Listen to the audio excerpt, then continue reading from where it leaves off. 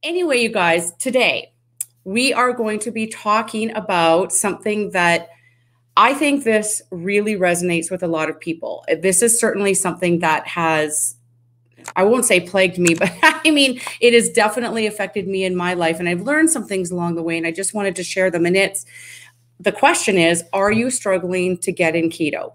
Like, meaning you were doing super good, then you went off, and then you go back on, and then you're struggling. That's what we're going to talk about today. But just in case there's anybody that's here new, I just want to say hi. My name is Lita, and I just want to let you know that I am not a doctor. I'm just someone who is really passionate about keto and natural health and all the ways that we can improve our health naturally. But if anything I say here is just my opinion, so please check with your doctor if you have any questions, okay? But we're just here having a little chit chat. So yeah, my question, I'm going to put this out to you guys, okay? For anyone that's here. Was there a time, or is there a time now, where you were doing amazing on keto, just absolutely doing amazing? Then you went off, no judgment whatsoever, never judgment for going off, but you went off for whatever reason, doesn't even matter why. Then you said, okay, I know what to do. I'm going to get back into it.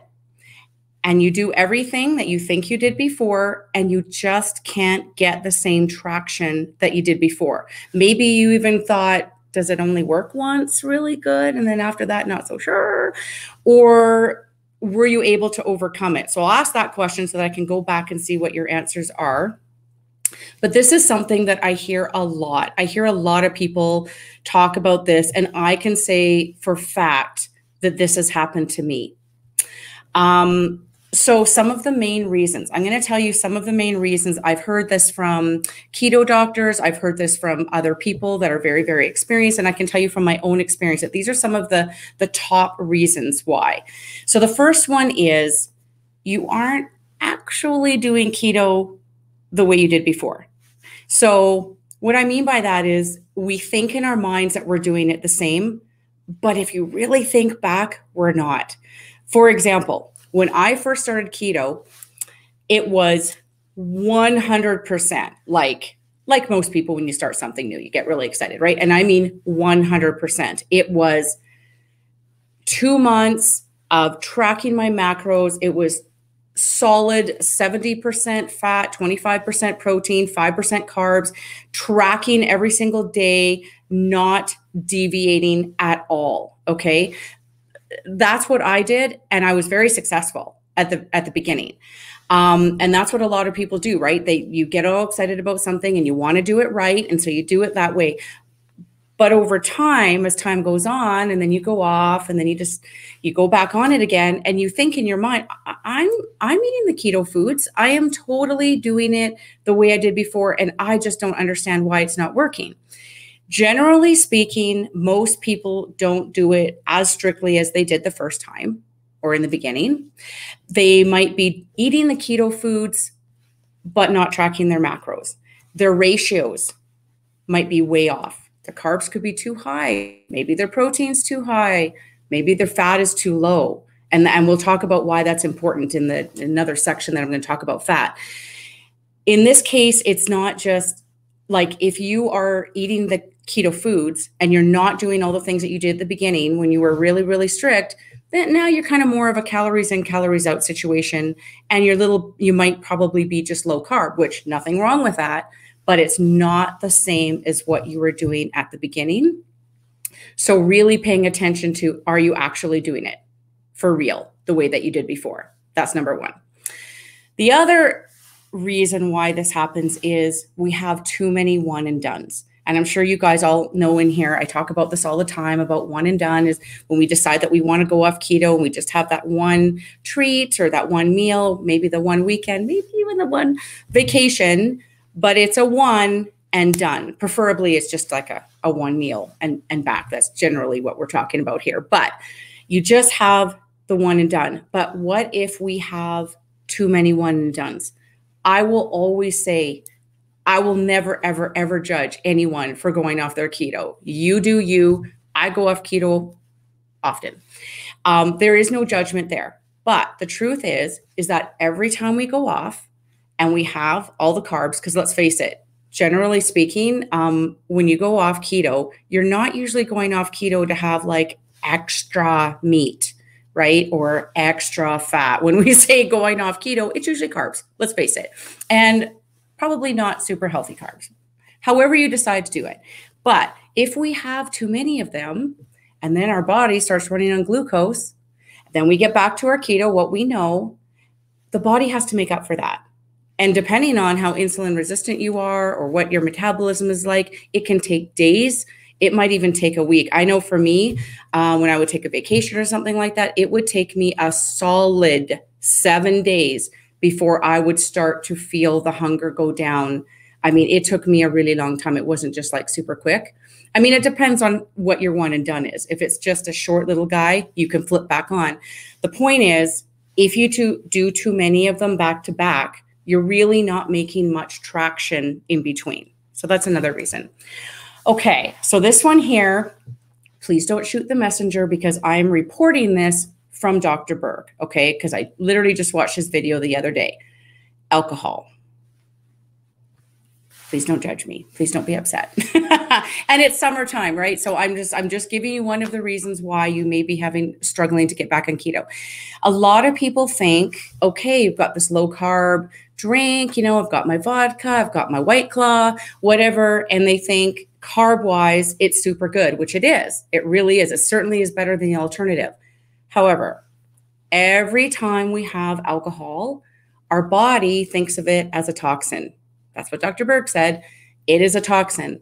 And so our body's first priority out of everything is to deal with that toxin. It has to get that toxin flushed out. That can take anywhere from 1 to 4 days, he says. 1 to 4 days to get that alcohol, probably depending on how much you drank and probably depending on the shape of your liver and your metabolism and such.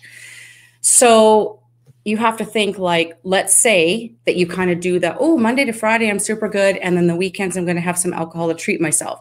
If you think about that, and let's just say you're one of those people that it takes 4 days to get yourself back, you kind of got 1 day of fat burning and then you're back into the alcohol again. So that's just something to keep in mind. Again, no judgment at all. It's summertime. You guys do you, but I like to point these out because then that way you won't get frustrated.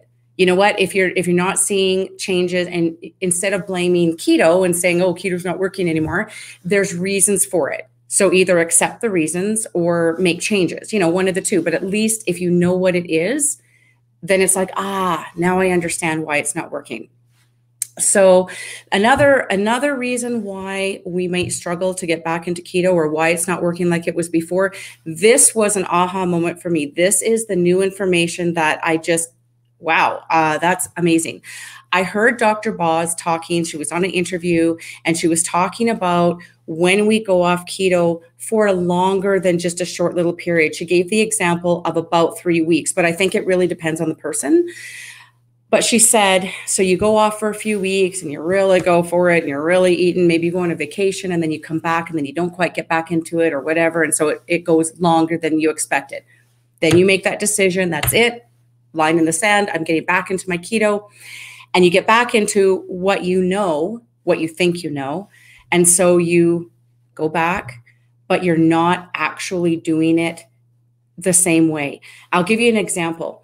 For those of us that have been doing keto for a long time, we can sort of manipulate our macros a little bit.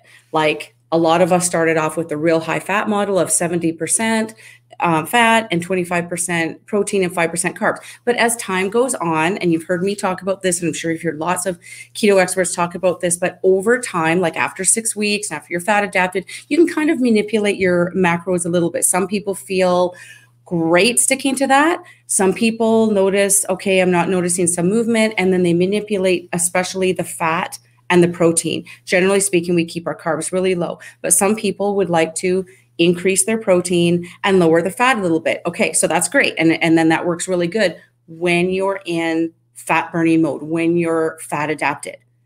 But when you go off and you're no longer in keto and you're no longer fat adapted, and then you come back to it and you say, oh, I'm just going to do what I did before, totally what I did before. What you were doing before only worked because you were fat adapted.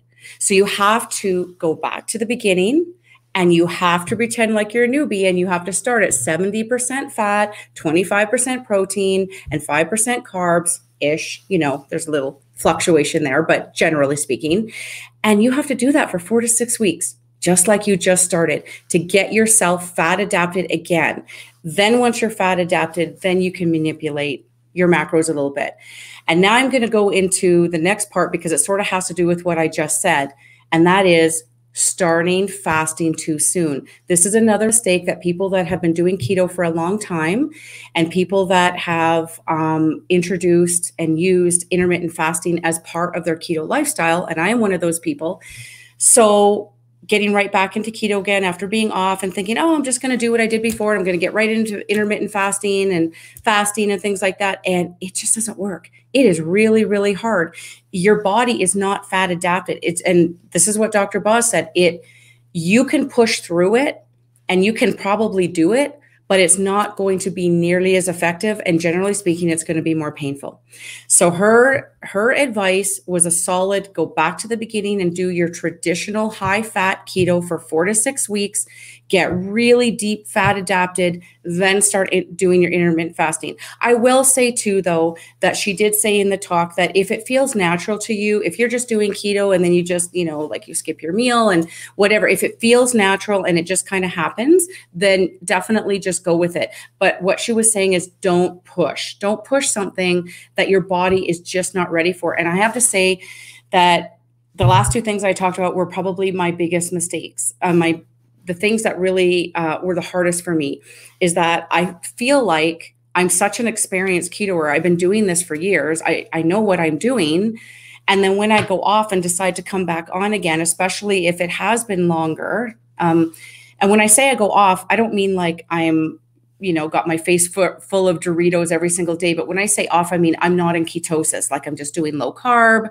I kind of went off a few more times. And so I'm definitely not in ketosis. I'm definitely not in that deep fat burning mode.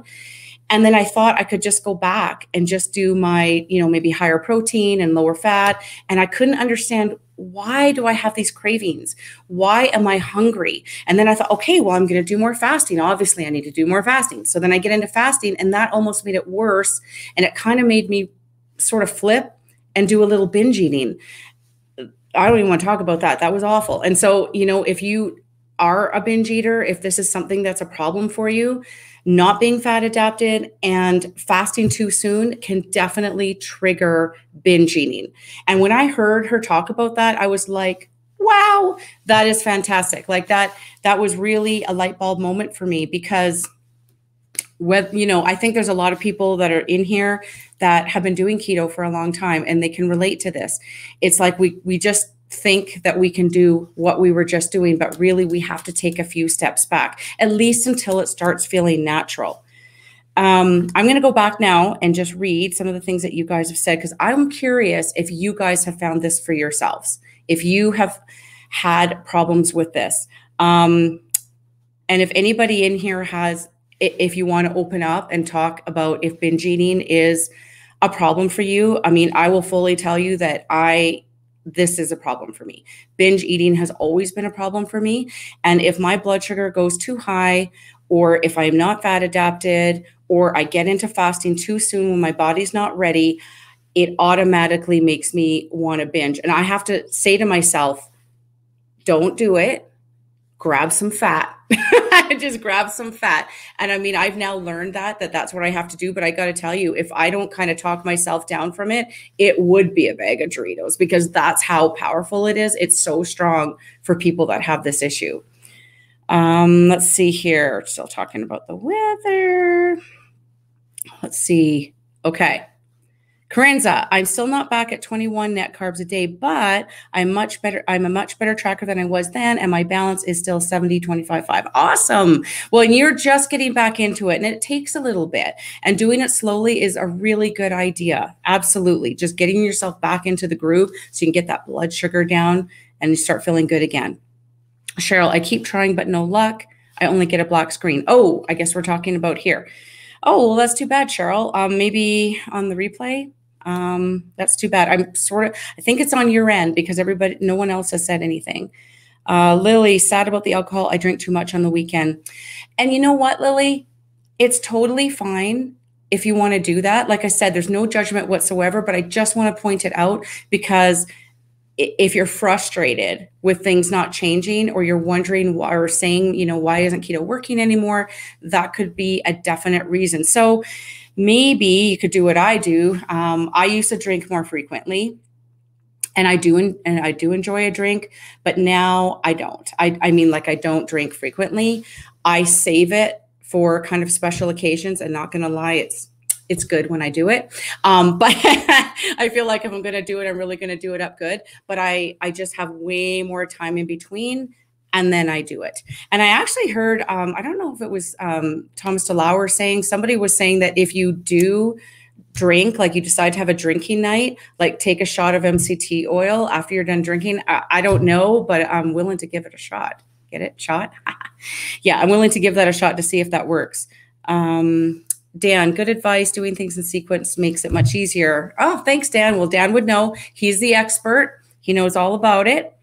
Corinza, I did that. The binge from fasting too soon. Yeah, I did that a few times, and I really thought that it was me. I thought, why on earth can I not fast? For goodness sakes, I was rocking 72-hour fasts on the regular, in 2019. And then in 2020, when I was definitely off my game, and I'm trying to do it again, and I couldn't do it. And I was just thinking that, like, what's wrong with me? Why can't I do it? And I didn't go back to the beginning. I didn't go back to getting fat adapted. That was my mistake. So I know better now. And that's what I'm doing right now. I am in my fat adapted state. I am eating lots of fat, and I'm eating my macros, and I'm eating a lot of calories. Actually, I've just decided, I'll call it reverse dieting. I don't know if that's the term. I'm following the macro percentages, but I'm eating a lot more calories, and I don't care because I just want to get that really awesome feeling, and I want to feel really energetic. I want to feel no hunger whatsoever. And once I've done that, like, I'm going to give it a solid month for sure, then I will start backing down the calories a little bit and seeing what happens there. Linda, hello. Lita, I'm on now. I need to hear this. Thank you. Awesome, Linda. Great to have you here. Corinza, then I jumped off keto again. Bad plan. I know it. That's the hard part is going on and off and on and off. And I do that too. I totally get it. It's really hard. And so sometimes the best we can do really is just going to be a low carb version, and the best we can do at the time. Maybe it's a super busy vacation time or whatever, super stressful time. But when you get to that point where you say, I have drawn the line in the sand, I'm not doing, like, this is it. This is it right now. I've got a good stretch of time where I have nothing big going on, and now I'm going to do it solid. Just get that in there, and you will just notice such a difference. Like, it's just amazing. Sean, it's hard to up those fats back to 70 and start over. Drives me crazy trying to meet that macro. Really? Well, I guess, everyone is different. I honestly have to say that 70% fat, I could be 100% fat. I could literally be 100% fat. My struggle is always keeping the carbs low, and also making sure that I get enough protein and getting that protein in. Those two are my struggles. Fat is never my problem. I honest to goodness adore fat in every form, and that's not a problem for me. But everybody has a thing. Everybody has their thing for sure. Let's see here. Jamie, the macro tracking was hard this week. Yes, we just had our 7-day macro tracking challenge. Was hard because I haven't done it for so long, but I stuck it out, and lo and behold, I lost 4 pounds. Yay, that's awesome. Way to go, Jamie. That is great. I was shocked because I ditched the scale long ago. Awesome. That is great. Sorry, we're this thingy is moving here. Scale on go, not trying to go by the scale anymore. Let it affect me because I use so much. It doesn't anymore, but I was happy today. Oh, that is awesome. I'm super glad that you're not focusing on the scale, but the scale is a tool. It's a tool like all of our other tools. Totally awesome to jump on once in a while. But now that you've changed your mindset, like, it doesn't, I mean, if you want to be excited about the loss, of course, but if it doesn't show you what you're hoping to see, that doesn't make you feel so bad that maybe you're going to change what you're doing or maybe go off keto because that made you frustrated. So I'm really glad that doesn't affect you like that. Way to go on the 4 pounds. That's great. Janet, I had to stop with the keto ice cream and up my good fats using your MCT oil more. Awesome. Other good fats too. I totally get that, Janet. I don't know which one you eat, but finally in Canada, we have Enlighten. It's taken forever to get Enlighten to Canada. So of course, when it came out, I had to try it because you guys were always talking about it, and it is flipping amazing. I can't even tell you. The vanilla, there's all these other, let me just say, I cannot keep it in the house either. I cannot have it in the house on the regular because it's not possible for me not to sit down and eat that whole thing. I told you I'm a binge eater at heart. And even when it's keto, something like that is just so, oh my God, I just can't even tell you. So I get it. I totally get it. So I keep it out of the house all the time. And then when it's a special occasion, especially when I know that other people are going to be having something like we've got pie or ice cream at someone's birthday or whatever, I will treat myself and I will buy my container of Enlighten and probably eat the whole thing that night. But that sure as heck better than, what the alternative could have been. But that really gets me too. Okay, now my things are going a little bit weird here. Oh, I see. Okay.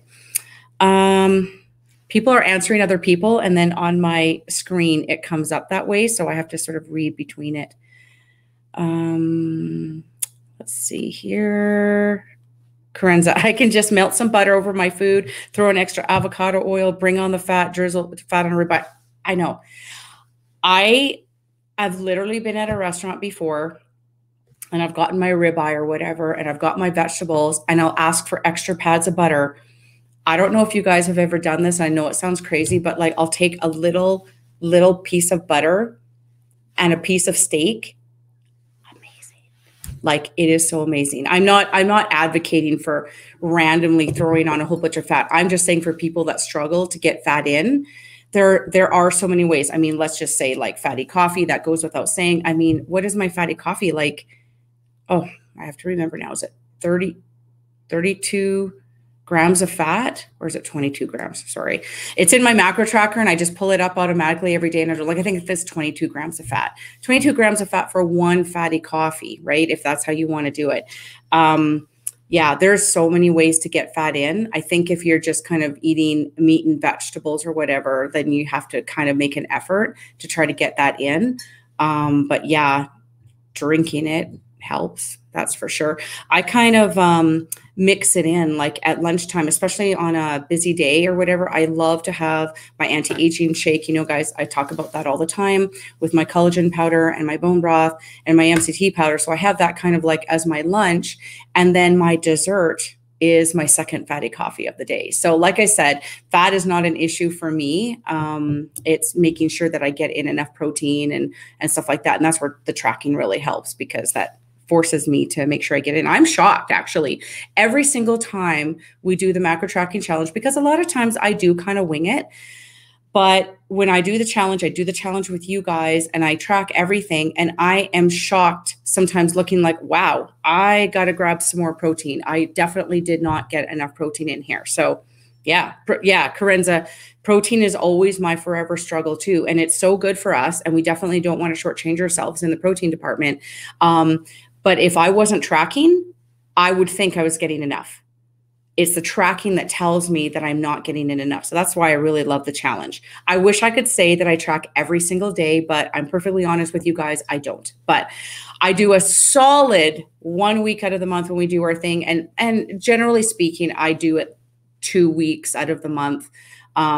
it's kind of like every second week, or I'll do tracking during the week and then I'll give myself a bit of a lazy weekend or whatever. But that's part of the struggle that I have with sometimes not being where I want to be. So right now I am actually tracking, and I plan to track for the full 4 to 6 weeks because I want to make sure that I am actually fat adapted. I started measuring my blood sugar. I started that this week. Not happy with that number. And I'm not even going to bother checking my blood ketones until probably a couple of weeks. I just want to make sure I get kind of more into the zone. But I'm telling you, checking by blood is really good. And another thing that I did, because when I drew that line in the sand, I decided that's it. I went back in and I got another 3D body scan. You guys in the States probably call it a DEXA scan. Here we call it a 3D body scan, to find out what my fat percentage was and my my muscle and my fat. And actually, it wasn't great. It wasn't quite as bad as I thought. And what I was really impressed with is that my muscle percentage has actually gone up. So that part made me really happy. Now I just got to get the fat part down. But anyways, at least I have that. It's really neat if you guys can get that done. Nothing tells you better than a 3D body scan, DEXA scan, in my opinion. The scale is just a measurement of weight. It's just a tool, but it's not accurate. If you're retaining water, if you're on your cycle, if you ate salty foods the night before, whatever. It's just a measurement of weight. A 3D body scan, DEXA scan, tells you exactly where you're at. It's awesome.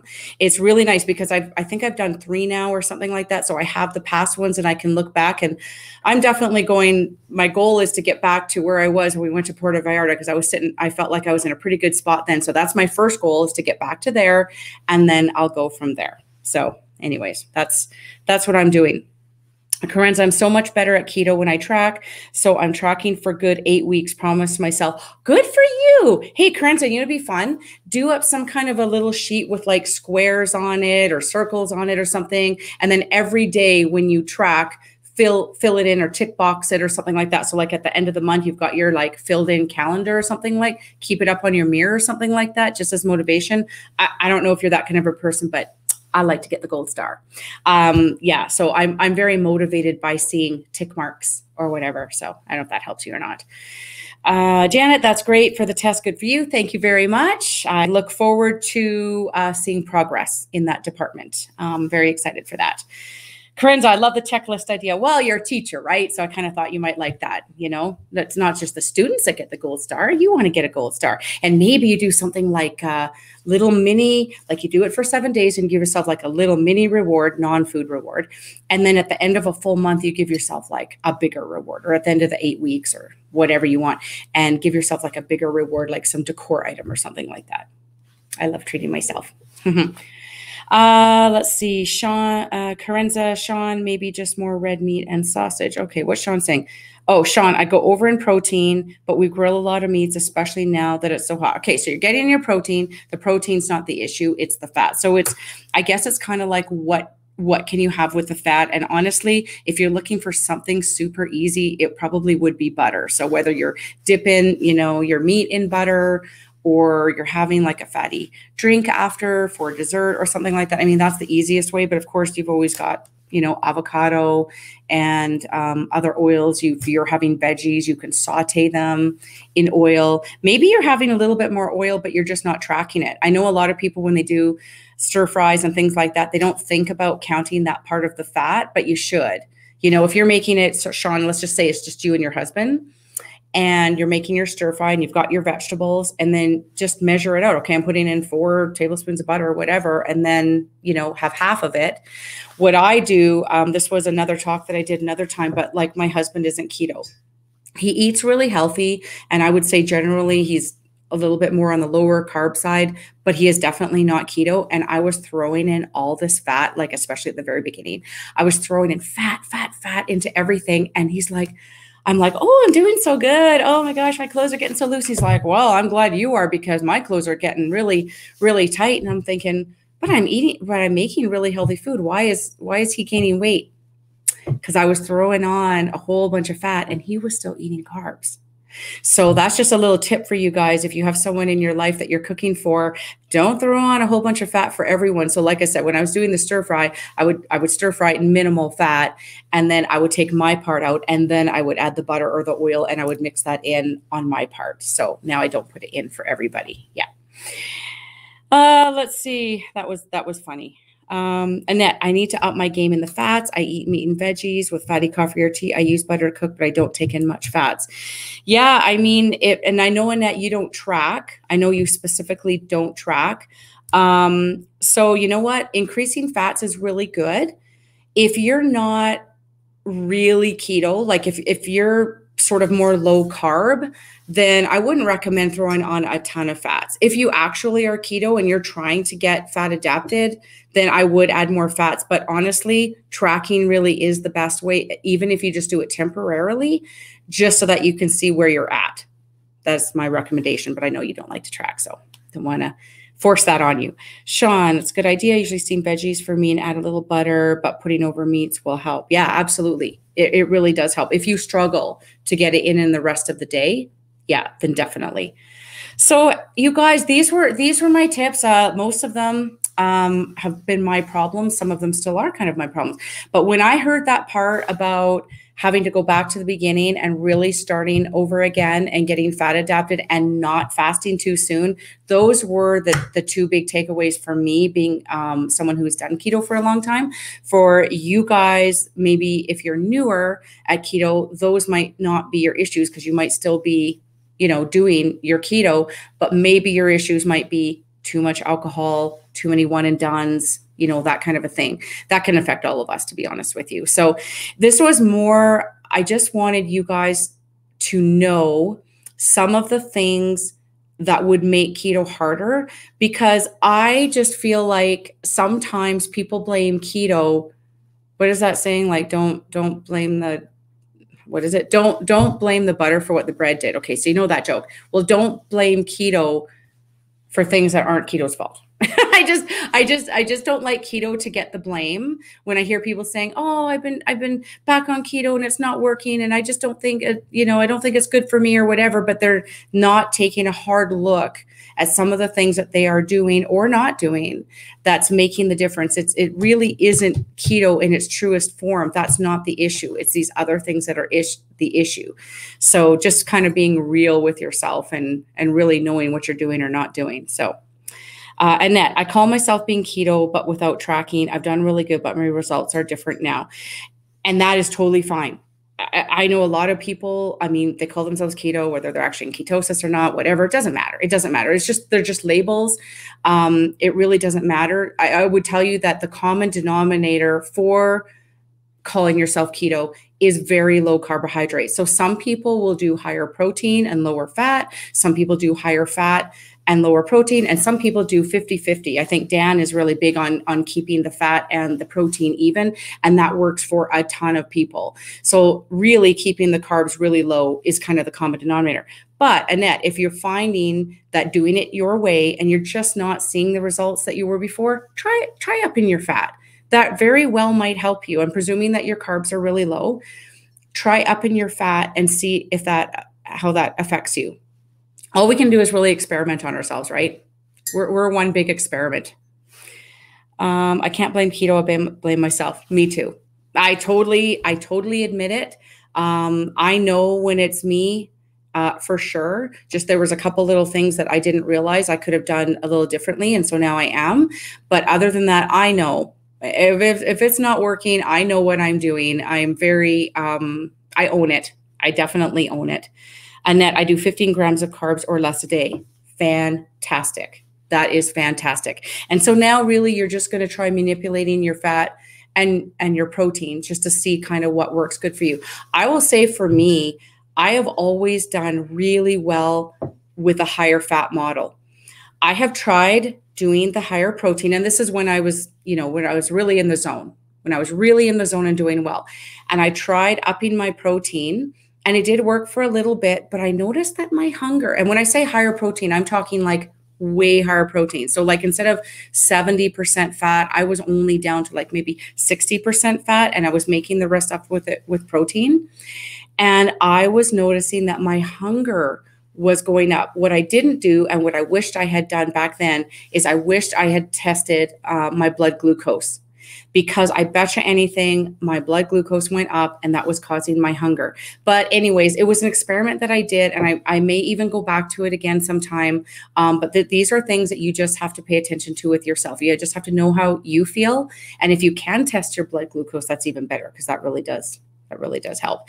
Anyways, you guys, thank you so much for joining me. It's so great having these conversations with you. And I really love that you guys chime in. I think we have so much in common with, all this stuff. And it's really helpful to other people to hear that they're not alone too. So thank you so much. I hope you guys have a lovely evening, and I will talk to you in the group. Okay, bye guys. Hey guys, before you go, hit the like and subscribe button if you haven't already, and hit the bell notification so you can be notified every time we have a new video posted. Also, down in the description, I will have links to everything that we talked about in our chat today, including information on how you can join my Intentionally Bare Keto support group. See you next time.